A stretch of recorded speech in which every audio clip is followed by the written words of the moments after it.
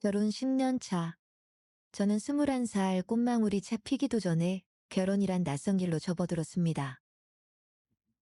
그 나이 때 대부분 친구들은 대학에서 캠퍼스의 낭만에 즐기거나 아르바이트로 번 돈을 소소한 여행을 떠나는 것이 일상이었지만 저는 예식장에서 웨딩드레스를 입고 며느리라는 새로운 삶을 받아들여야 했습니다. 그렇게 어린 나이에 새로운 가족이라는 거대한 바다에 던져진 느낌이었죠. 며느리라는 세 글자는 너무도 무거웠고 처음엔 단순히 이름 하나 바뀌는 것이라 생각했지만 그 세 글자에 담긴 책임과 부담은 상상 이상이었습니다. 아직은 처부지라 불려도 어색하지 않은 나이에 결혼 생활이라는 무대 위에서 갑자기 주연을 맡게 된 배우처럼 서툴고 어색하기만 했습니다. 시어머니와 시누이는 저와 나이 차이가 별로 크지 않았습니다. 시어머니는 젊고 활기찬 모습으로 친구들과 여행을 자주 다니며 인생을 즐기고 있었고, 시누이는 불과 한두 살 차이였지만 마치 자신이 큰 어른이라도 된 듯 늘 위에서 내려다보는 듯한 태도를 보였습니다. 처음에는 또래처럼 지낼 수 있을지도 모른다는 작은 기대를 품었지만 그 기대는 이내 산산이 부서졌습니다. 관계는 마치 군대의 계급장을 단 것처럼 엄격하게 구분되었습니다. 제가 어떤 의견을 내놓으면 시어머니와 시누이는 항상 너는 어려서 뭘 몰라 라며 무시하듯 넘겨버렸고 사소한 잘못 하나에도 마치 큰 범죄를 저지른 사람처럼 혼을 냈습니다. 저에게 시립살이라는 표현이 맞지 않다고들 했지만 사실상 그보다 더 무겁고 압도적인 압박감을 받으며 살았습니다. 사소한 행동 하나하나에도 매서 눈초리가 날아와 심장이 움츠러드는 기분이었고 집안의 모든 일이 제 책임이었기에 실수라도 하면 마치 온 세상이 무너지는 듯한 느낌이었습니다. 어떤 날은 숨을 쉬는 것조차 어렵게 느껴질 만큼 스트레스가 극심했습니다. 그런데도 남편은 늘 우리 엄마, 우리 누나 라는 방패를 앞세웠을 뿐 저를 지켜주는 법이 없었습니다. 중립적인 위치를 취하는 듯 보였지만 사실상 그것은 방관이나 다름없었죠. 제가 힘들다고 토로하면 그저 어쩌겠어, 그래도 가족이잖아 라며 오히려 저를 다그치는 경우가 많았습니다. 그럴 때마다 저는 마치 어두운 터널 속에서 혼자 헤매고 있는 느낌이었습니다. 제 편이라 믿었던 사람조차 등을 돌린 것 같아 그 외로움과 서러움은 이루 말할 수 없었죠. 아이가 잠들면 저는 작은 방의 문을 꼭 닫고 혼자만의 세계로 들어갔습니다. 음악을 크게 틀어놓고 그 순간만큼은 모든 것을 잊으려고 노력했죠. 그 시간이 유일하게 제가 숨을 쉴 수 있는 순간이었습니다. 어두운 방 안에서 울려 퍼지는 음악은 마치 끝없는 사막을 건너다 만난 오아시스 같았습니다. 저의 마음을 시원하게 해주고 스트레스로 꽉 막힌 가슴속을 천천히 풀어두는 느낌이었어요. 그날 하루 있었던 모든 일들, 시어머니와 시누이의 가시로친 말, 남편의 차가운 태도까지 음악 속에 녹여보내며 잠시나마 제 자신을 위로했습니다. 때로는 눈물이 주체할 수 없이 흘러내렸지만 그 눈물조차도 음악의 멜로디에 묻어 자연스럽게 흘러가곤 했죠. 음악이 끝난 뒤 고요한 밤은 마치 폭풍이 지나간 후에 고요한 바다처럼 평화로웠습니다. 어떤 날은 아이가 갑자기 깨서 울어 음악을 급히 끄고 다시 현실로 돌아와야 했지만 그래도 그 짧은 순간의 위안만으로도 다음날에 버틸 수 있는 힘이 생겼습니다. 음악은 저에게 있어 절대 놓을 수 없는 구men포트였고 혼자만의 작은 안식처였습니다. 매일 밤 반복되던 이 작은 의식이 저를 버티게 하는 원동력이었죠. 남편은 결혼 전에는 누구보다 다정하고 자상한 사람이었습니다. 꽃 한 송이를 사서 깜짝 선물을 해주기도 하고 제 작은 고민에도 귀 기울이며 밤새도록 함께 이야기를 나누던 그런 따뜻한 사람이었죠. 저는 그런 그가 너무 좋아 결혼이라는 선택을 했고 그 선택이 틀리지 않았다고 믿어 의심치 않았습니다. 하지만 시간이 지나면서 조금씩 마치 물방울이 모여 웅덩이를 이루듯이 그의 모습이 달라지기 시작했습니다. 남편은 어느 순간부터 가정에서는 자신이 절대적인 권위를 가져야 한다고 생각하는 듯 했습니다. 명절 때는 당연히 시댁에 먼저 찾아가야 하고 그곳에서 제가 최선을 다해 봉사해야 한다고 믿었죠. 그의 가족을 위해서라면 저는 항상 이해심 많고 관대해야 하며, 반면 제가 조금이라도 친정을 챙기거나 마음 쓰는 모습을 보이면 무언의 압박과 차가운 눈빛으로 저를 대했습니다. 그는 또한 여성이라면 맞벌이를 하면서도 집안일과 육아를 모두 완벽하게 해내야 한다는 비현실적인 이상을 가지고 있었습니다. 저는 회사에서 피곤한 몸으로 돌아와 아이를 돌보고 집안일을 하는 것이 점점 힘겨워졌지만, 그는 한 번도 제 피로를 제대로 이해해 준 적이 없었습니다. 오히려 다들 그렇게 살고 있다, 너만 특별히 힘든 게 아니다 라고 말하며 저를 다그쳤습니다. 신혼 초기에는 그의 이런 모습을 거의 느끼지 못했습니다. 결혼 생활 초반의 설렘과 행복에 가려져 있던 그의 진짜 모습이 일상이라는 가면을 벗기며 서서히 드러나기 시작한 것이죠. 처음엔 작은 불만 정도로 느껴졌던 그의 변화가 점점 더 선명하게 드러나면서 저는 어느 날 문득 그가 정말 내가 사랑했던 그 사람인지 의심하게 되었습니다. 그 순간의 슬픔과 혼란은 말로 표현할 수 없을 만큼 컸습니다. 시아버지와 시어머니는 이미 오래전에 이혼한 상태였습니다. 그래서 명절이면 의뢰 시아버지 쪽 친척들인 시 큰 집으로 가서 일을 하는 것이 당연한 듯 강요되었습니다.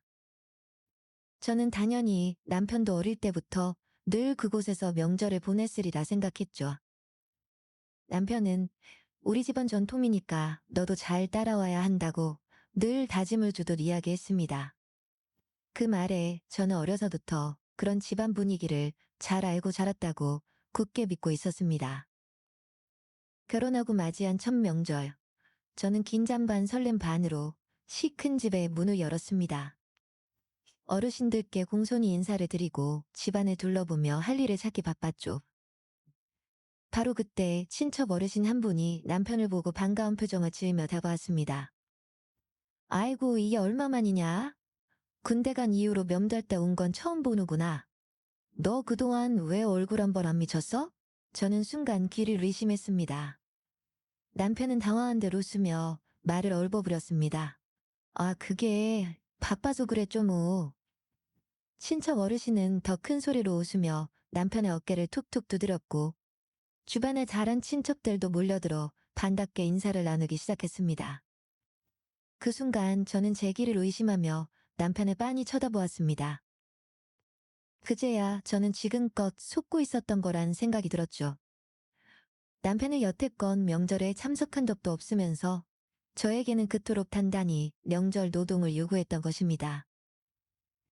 그 순간의 충격과 분노는 이루 말할 수 없었습니다. 제 얼굴이 굳어지자 남편은 슬쩍 제 팔을 잡으며 말했습니다. 여보, 왜 그래? 무슨 문제 있어? 저는 간신히 웃음을 지으며 속삭였습니다.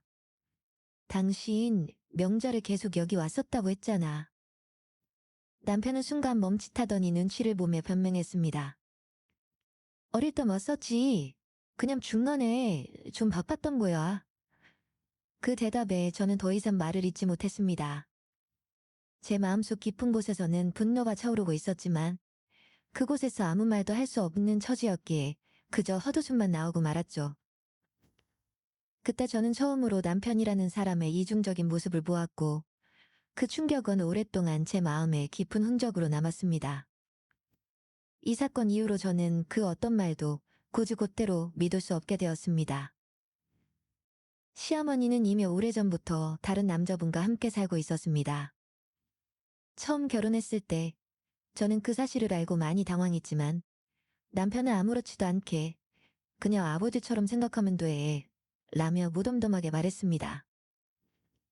하지만 그분은 저를 마치 자신의 진짜 며느리라도 되는 날 흥동했고, 늘 시어머니 옆에서 제게 불편한 눈빛을 보내곤 했죠. 마치 자신의 권위를 세우기라도 하듯 사사건건 간섭하고 훈계를 늘어놓았습니다. 결혼 직후 시어머니는 제게 단호하게 말했습니다. 너의 시댁은 여기다. 마치 저에게 선택권이 없다는 듯 간접적으로 전달하는 말투였죠. 그 말 속에는 친정과의 왕래를 끊으라는 암묵적인 압박이 들어있었습니다. 친정은 걸어서 겨우 10분 거리에 있었지만 시어머니는 결혼한 여자는 출가 외인인데 친정에 자주 드나드는 건 불효야 라고 강하게 간주하며 늘 저를 압박했습니다. 한 번은 친정엄마가 아프다고 해서 잠깐 다녀오겠다고 했더니 시어머니는 얼굴을 굳히며 말했습니다. 결혼한 여자가 친정에 가서 뭘 하겠다고 그래? 남편을 챙겨야지. 제 마음은 무너졌지만 남편은 그 상황에서도 침묵을 지켰고 그저 방관자일 뿐이었습니다. 명절 때마다 친정집에 가는 것은 금지되었고 남편은 친정에 가지 못하게 한 대신 돈을 들이면 되잖아 라며 마치 그걸로 모든 것이 해결될 수 있다는 듯 제안했습니다. 제가 마지못해 그렇게라도 친정을 챙기려고 하면 시어머니는 돈으로 마음을 살 수 있는 게 아니다 라며 날카롭게 반대했습니다. 저는 그 상황에서 어떤 말도 할 수 없었고 결국 명절이면 매번 친정에 발길조차 돌릴 수 없었던 것입니다. 친정과 연락하는 것조차 죄를 짓듯 몰아붙였던 시어머니의 태도는 시간이 지나도 변하지 않았습니다. 저 혼자 가슴앓이를 해야 했고 남편은 늘 무책임한 태도를 이관했습니다. 친정을 생각하면 슬픔과 분노가 뒤섞여 마음속에 응어리져 쌓여만 갔습니다. 그런 날들이 쌓여갈수록 저는 점점 마음의 벽을 높이 쌓아야만 했습니다. 출산을 했을 때도 시어머니와 시누이는 병문안을 와서 자연분만으로 몸이 만신창이가 된 저를 바라보며 대뜸 바닥에 앉으라고 했습니다. 그 순간 저는 온몸이 바늘로 찌르는 듯한 통증에 시달리고 있었고 제대로 앉는 건 꿈도 꾸지 못할 상태였죠. 아이가 4.5kg이라는 큰 몸집으로 태어나 자연분만의 후유증이 심각했습니다. 밑을 꿰맨 탓에 조금만 움직여도 마치 살점이 찢어지는 것 같은 극심한 고통을 느끼고 있었거든요. 어른들이 왔는데 침대에 누워있으면 예의가 아니지 않니? 시어머니가 날카로운 눈초리로 말했습니다. 그 말에 시누이가 옆에서 맞장구로 치며 동생이니까 당연히 바닥에 앉아야지 라고 거들었죠. 저는 순간 아찔한 통증을 참으며 힘겹게 대답했습니다. 어머님, 제가 지금 너무 아파서 앉기가 정말 힘들어요. 죄송하지만 이렇게 누워있는 걸 이해를 좀 해주시면. 그러자 시어머니는 기가 막힌다는 표정으로 눈을 부릅뜨며 얘가 결혼한 지 몇 년이 지났는데 아직도 기본 예의도 모르고 있구나 라고 언성을 높였습니다. 시누이는 옆에서 팔짱을 끼며 차가운 목소리로 그러게 이쯤 살았으면 그 정도는 알아야 하는 거 아니야? 라며 비꼬듯이 말했습니다. 그때 남편은 잠시 병실 밖에 나라 있었고 저는 고통과 분노가 뒤엉켜 결국 눈물을 떨구고 말았습니다. 두 사람은 제 눈물을 보고도 오히려 더 한심하다는 듯 고개를 저으며 불평을 늘어놓았습니다. 애 낳는다고 유세 떨 일도 아니고 이 정도로 예민할 줄 몰랐네? 라며 마지막 한마디까지 퍼붓고는 차갑게 돌아서 병실을 나가버렸습니다. 그들이 떠난 후 저는 울음을 참지 못한 채 소리 죽여 흐느끼고 말았습니다. 온몸이 무너질 듯 아팠지만 그보다 더 고통스러운 것은 마음의 상처였습니다. 곁에서 누구보다 위로가 되어줘야 할 가족들이 제게 준 것은 차가운 비난과 냉대뿐이었으니까요. 병실 안은 저의 울음소리로 가득 찼고 그 소리는 마치 아무도 알아주지 않는 외로운 섬에서 혼자 흐느끼는 메아리 같았습니다. 시간이 지나도 통증은 점점 심해졌고 결국 의사는 상처가 제대로 아물지 않고 덧나서 큰일이 났다며 심각한 표정으로 말했습니다. 그날 이후 저는 매일같이 병원으로 오가며 긴 치료를 받아야 했습니다. 매번 병원에 갈 때마다 간호사들은 제 얼굴을 보며 안타까운 눈빛을 보냈고 저 또한 이런 상황이 너무 서러워서 병원에 갈 때마다 숨을 죽이며 울었습니다. 어떤 날은 치유를 마치고 돌아오는 길에 홀로 걷다가 그만 길에서 쓰러져 앉아 한참을 울기도 했습니다. 지나가는 사람들은 이상한 눈빛으로 쳐다봤지만 그때 제 마음은 이미 무너져 나른 성벽 같아 더는 감추거나 버틸 수 없었습니다. 가족들의 차가운 말 한마디가 마치 칼날처럼 날카롭게 제 마음속에 깊숙이 박혀서 몸의 상처보다 더 심각한 후유증을 남겼습니다. 결국 출산이라는 아름답고 축복받아야 할 순간을 저는 고통과 눈물로 얼룩진 기억으로 간직하게 되었습니다. 몸의 고통은 시간이 지나 치료로 점차 회복되었지만 마음의 상처는 그렇게 쉽게 지워지지 않았습니다.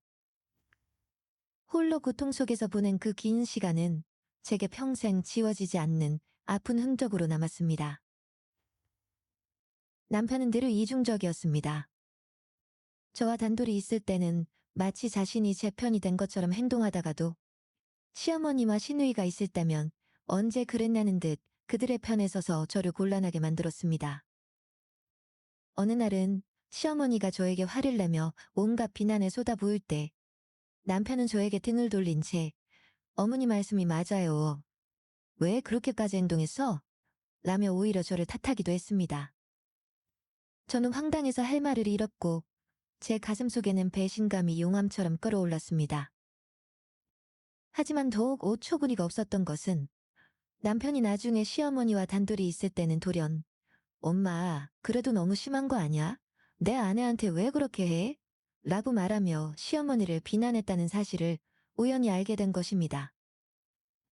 그 이야기를 들었을 때 저는 마치 두 얼굴을 가진 남편과 결혼한 것 같아 소름이 돋았습니다.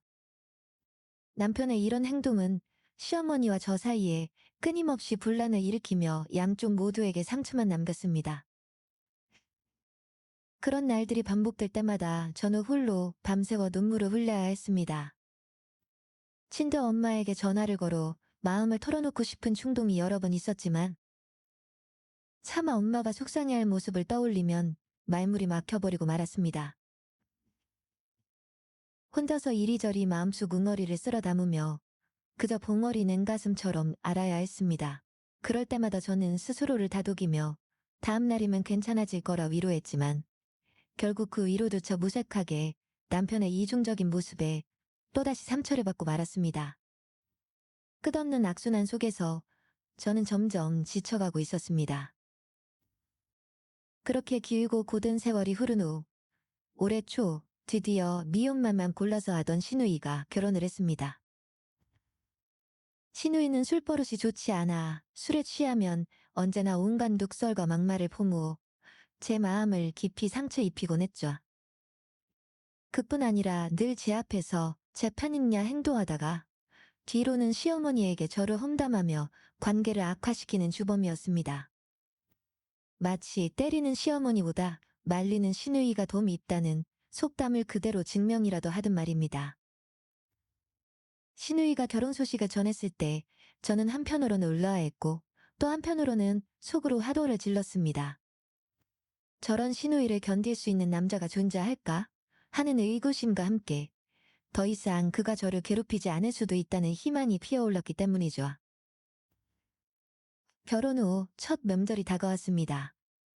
늘 그래왔듯이 시어머니 집에서 명절 준비를 하던 중 시어머니는 시누이에게 수없이 전화를 걸었습니다.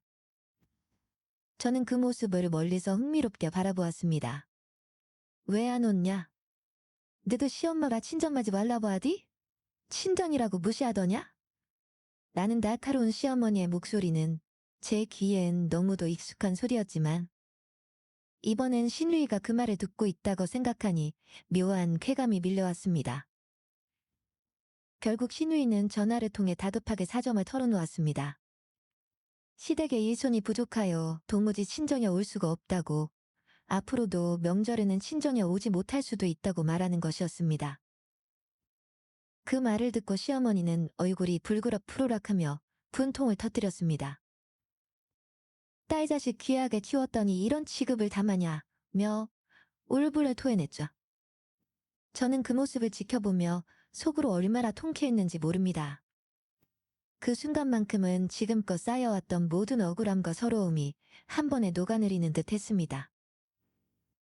이제야 비로소 시어머니가 자신의 행동을 돌이켜보게 될지도 모른다는 기대감과 함께 더는 시누이가 제게 독서를 퍼붓지 않을 것이라는 생각이 저를 안심시켰습니다. 마치 그동안의 모든 괴로움이 작은 선물로 보상받는 것 같은 기분이었습니다. 시어머니는 딸이 결혼하고 나서 자신이 친정을 자주 찾지 못하게 되자 남편에게도 너희도 이제 자주 오지 않아도 된다 며 냉담하게 말했습니다.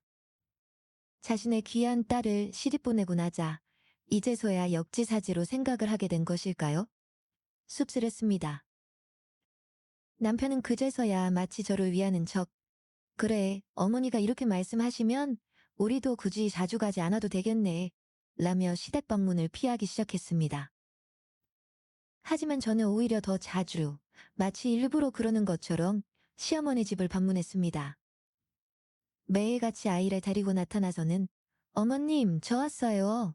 아이가 할머니 너무 보고 싶어 해서 또 왔어요. 라며 미소를 지었죠.